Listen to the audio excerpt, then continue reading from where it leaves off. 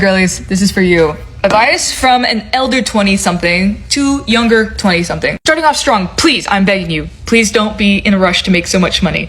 You will make a lot of money later on. Right now, just focus on being young and like doing adventure stuff and whatever your bank account allows for the moment. Because let me tell you what, the friends that I know that graduated, got a corporate job, they signed up unwillingly for their gilded cage. And that does a lot more damage here than it does here in the physical world, because they don't allow themselves to really fully enjoy vacations and really fully enjoy their free time.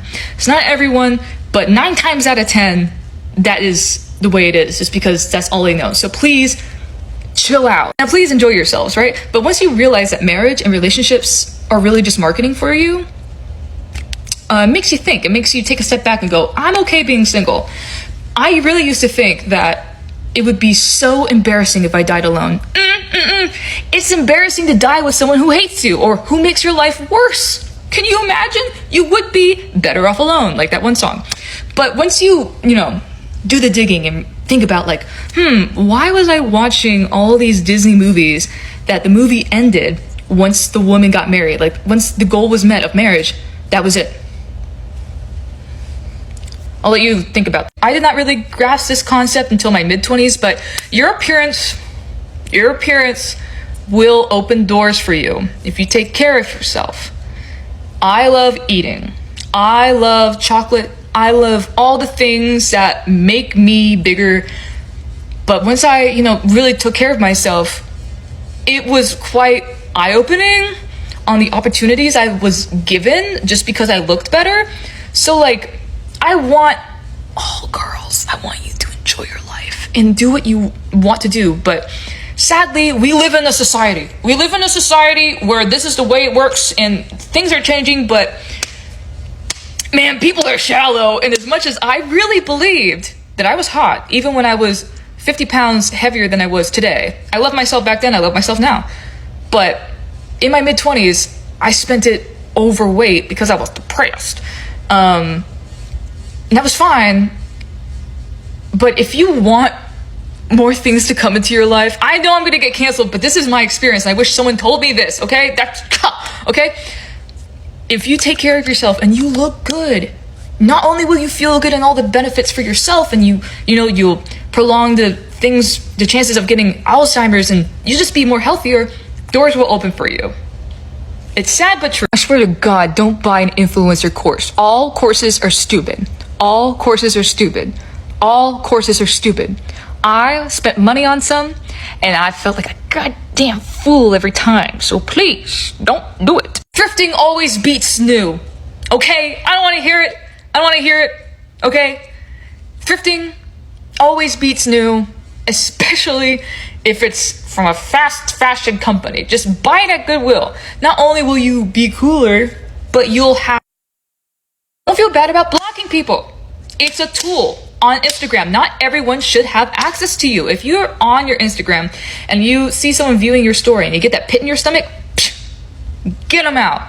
I don't care who they are. Like, that is your system telling you to like cut them out, and you'll feel better for it. There's no reason to feel bad about people who might not be treating you well or you just get a bad vibe from.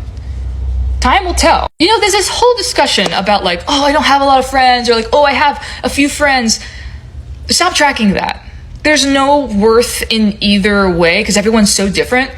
Don't think about yourself or put yourself in the category of like, oh, I have so many friends, or like, oh, I have no friends, I just have like 2. Just be with the people that you have in your life. Like, heaven forbid we have to like label everything, but like things ebb and flow. And the more you try to restrain yourself, this is for a lot of topics, not just friendships, but like letting things ebb and flow will benefit you so much in life, and trying to identify every part and stick to it is death. Hey, so fact is, you have to travel now. You have got to get on the cheapest flight, the cheapest hostel, and eat the cheapest food. I don't care where it is, hopefully safe, but like go somewhere where you want to, or close to the place that you want to. Meet people at the hostel, because the thing is, and I didn't really realize this till I got out of my early 20s, but the early 20s is like this magical place, like, right? Most people are not married, they're not having kids, maybe they don't have too many responsibilities, and they're just existing. Maybe this is their first time out of their country.